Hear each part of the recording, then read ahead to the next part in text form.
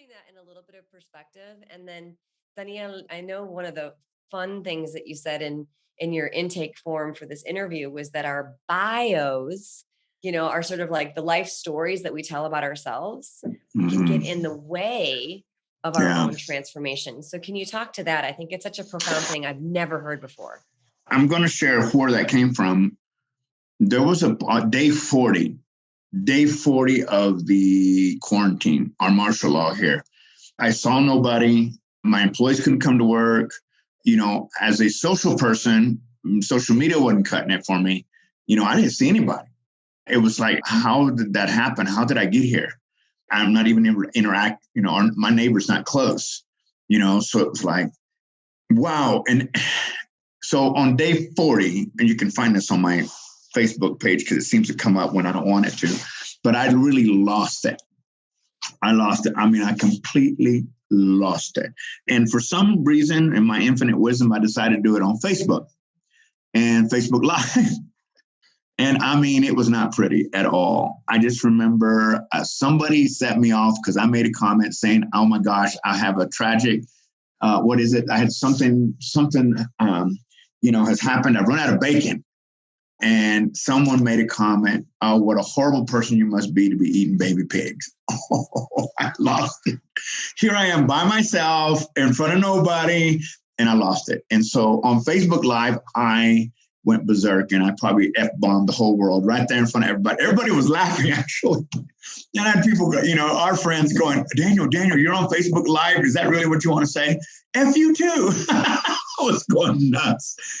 When I got off the call, the reason why I bring that up is when I got off the call, I had this sense, first I had let off all the steam, so I was a little calmer. And then I realized that wasn't a good idea. I probably shouldn't have done that on Facebook Live, but I had been recording a video every single day to let people know I was okay and tell them about my life here during these 40 days. And then I got this message that said, you need to go within and get off social media and do your work, do your medicine, do whatever you got to do. But you need to really search why you're in this position. And then I realized, so I did that. I got off social media and I just did what I know how to do. I have drums, I have flutes, everything that I knew how to do to connect within. And then Mother Nature, Pachamama, spoke to me. And this is where all this begins to make a turn. She said to me, when you came here, you asked my permission to be on this property. And I said, yes, that this was your land. And that as long as you protected it, that you were welcome to stay here. Then you moved here. And the moment you got here, you had employees mowing the lawn, doing the garden work. You never, ever looked at me again. She said, I want you to take care of me the way you took care of your dying mother. And I just started crying. And I went, she goes, and something else before I go. I said, what's that? You haven't made a decision to be here yet. You're still stuck in your old bio. You're still stuck under that executive Dan Gutierrez, the author, the writer, the this. And that's not going to work here. And it's never going to work until you make a decision to start a new life here.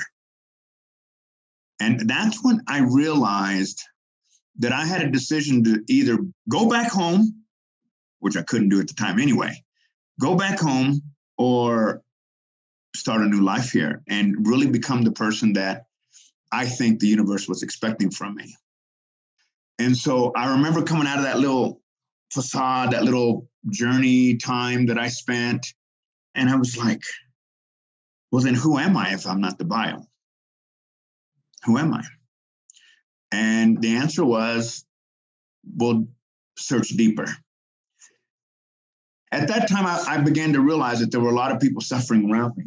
The 12 indigenous communities of Pisac were suffering dearly because government wasn't giving them money. The local government was stealing the money the government was giving them. And so they weren't feeding them. And so I said, well, too much is given, much is expected. Maybe this is where I will begin my work. And so that old saying about get out of yourself and maybe you won't be so feeling sorry about yourself really became true for me. And so I began it was funny. It was almost like out of that movie. What's the name of that movie? It was made in Peru, The Celestine Prophecy. It was almost like Celestine Prophecy. I was like going out at night looking for leaders that, I ended up meeting the former mayor of Pisac, and we're in this dark room meeting because we're not supposed to be out. And I'm like, I want to help. How can I help the indigenous communities above Pisac? And he says, well, they need food. They need matches. They have food like potatoes and stuff like that, but they didn't have matches to start fires, which they'd forgotten how to do. They didn't have oil. They didn't have telarin, things that they needed. And I said, okay, so how many communities above? I didn't know at the time. Well, there's 12. I said, 12. How many people in each community? Well, there's about 150 families or so per community. And I was like, whoa. I said, okay, so let's pick some. And I want to take provisions for them. He said, okay. So in the end, I ended up feeding 4,500 people above Pisac. And we would have to get permission from the military to go out. And I got harassed every day because I was a tourist, and, who are you? And why are you going into communities? No one's supposed to be going up. And in the communities, who the hell are you? Why are you coming up here? What if you're sick? I mean, it was one of those things I could never make up that this was happening. But I'm sharing this because there was a turning point. And when you talk about your bio and who you are today, well, I think that we live in a culture, at least I lived in a culture in the US where everything was, I get hired by my bio. I get hired by whatever. People are impressed by my bio. I mean, I was president of a huge organization in New York because of my bio, right? I mean, this is the way our culture works. But the truth was that here in this world where I was at today, I needed to search for who I was today, not who I was then. So I want to share a story that's in my Radical Mindfulness book, because in my book, it's the first time I ever talked about plant medicine. I remember you and I discussed that. Should I write it? Should I not write about it? I wrote about my experience with San Pedro. The very first time I was in front of the Pachatusan Mountains, and I did San Pedro. And I remember fighting it. I was like, I don't do drugs. You guys are crazy. What are you doing? All the same things that most people think about. And I remember for some reason, I said, well, when you're in Peru, things that happen when you stay in Peru, right? So I said, why not? And I remember doing the medicine. And one of the things that the shaman had asked was, what is a deep question that you have about life? And since I was a little boy, I just knew things. I just knew things about people when they walked up. And when my mom would carry me around, her friends would always say, look at your son's eyes. There's something about him. Look at his eyes. They glow. And so I learned to look down because I thought that was bad. So I didn't know that I was experiencing things that I would way much later understand. And so even in business meetings, I could look around and almost read people what they were saying. And that's how I closed deals. I would just look at them and go, oh, okay, I know what this person wants. I didn't know. I thought everybody did that. I didn't know it was special. I thought it was just the way we were designed. So I'm in front of the Pachatusan Mountain, and I asked the question, how do I know what I know? And the universe didn't even know what I meant. It knew what I meant. I want to know how I know what I know. Halfway through my journey, the condor appeared and says, are you ready? I was like, are you really there? Okay, sure. Right. And as a matter of fact, I'm looking at the Pachatusan Mountains through my window. Above the Pachatusan Mountains, it said, look at the top of the mountains. Mm-hmm. Do you see the flames? Uh-huh. Do you see where they stop? Uh-huh. Can I look again? And I looked again, and you could see, like, let's say a line of people, a flame, a line of people, flame. And I said, okay. He says, you were their sage. You were their medicine man. Every time you see a fire, it was a different lifetime. You brought some of that with you into this lifetime. Now, at first I was like, come on. And then I just started crying because I realized the truth of it, that all these things that I knew about people and understood, I can't tell you how many times I ruined days by going, why are you so sad? And they would go, well, how do you know I'm sad? I said, I could feel your heart. Oh, you're weird. It's just the way I would read people. Now, I'm telling you that story because no one knows this part of the rest of the story. So now I'm here in Peru, and I'm on my own. I've decided to help these people. I'm spending my own money. I don't know why, but I feel such a deep connection to them. And I'm in a place called Cocataqui, and we're serving the people there. And this little old lady walks up, and for some reason, I get angry. angry. Why am I here? Why am I doing this? Who gives a damn? Why am I spending my own money to feed that little old lady? I mean, I just was like, why am I doing this? Why am I going through all this?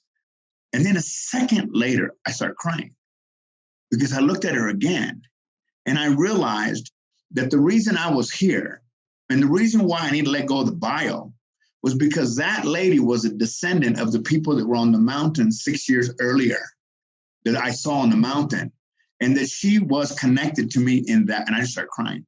And people were like, "Were you okay?" I said, "I'm fine. I'm fine." I said, "Now I know why I'm here. Now I know why I'm here. This is truly my home. This is where I will take my last breath. I am okay with that." And so that's when I began to realize that until I was willing to let go of what I was, I could never become who I am. Never. And when we're stuck in a culture that raises above beyond who we are today, who we were before, we don't really know each other. We really don't know who we are. We're banking something that's gone. It's been in the past, and that's what radical mindfulness is all about. It's about staying present. It's about living in the moment. And if we live in the moment, does it really matter who I was last year? Does it really matter that I did all these things? Well, maybe, maybe not. But I'm not so impressed with those things anymore. And my life today is like, I just wrote on Facebook just a couple of days ago. I can't believe I'm coming up on 2 years. It seems like 4 lifetimes. 2 years on July 14th. How? Wow. Today it's like these people have, they've taught me how to love. They've taught me how to be present. They've taught me how we can depend on each other, how we can farm with each other, how we can love each other and support each other. And I don't know that I ever understood that, because I was so busy trying to make my bio better. Every time trying to make my bio better, that I would go from one success to the next without really even caring whether or not it really meant anything to anybody. And the truth is, it's kind of like going to a dance and dancing and dancing and dancing, and then realizing nobody's watching. Nobody cares.